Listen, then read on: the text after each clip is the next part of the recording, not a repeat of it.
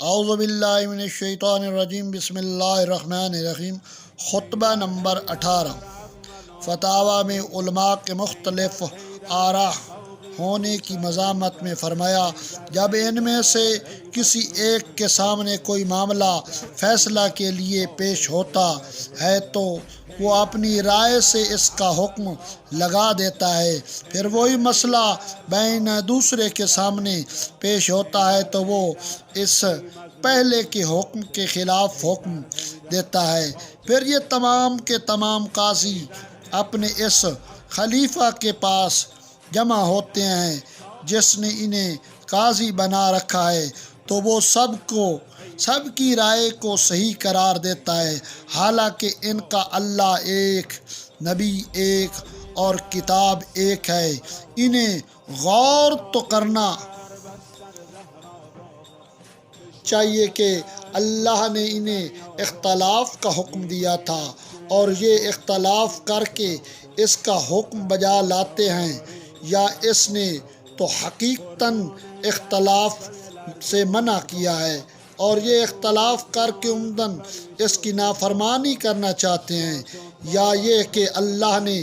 دین کو ادھورا چھوڑ دیا تھا اور ان سے تکمیل کے لیے ہاتھ بٹانے کا خواہش مند ہوا تھا، یا یہ کہ اللہ کے شریک تھے کہ انہیں اس کے احکام میں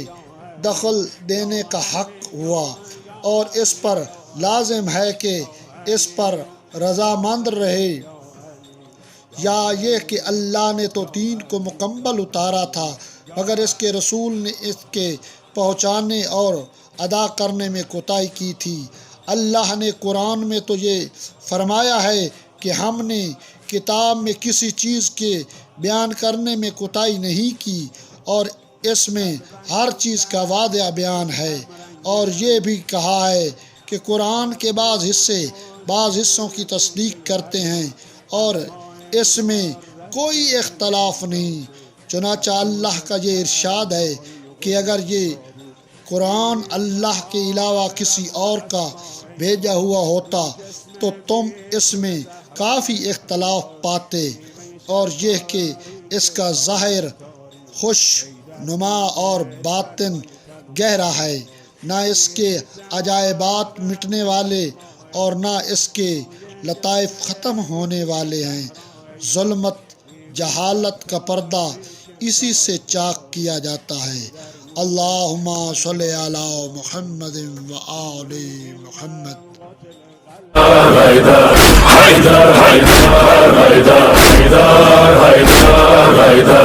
حیدر حیدر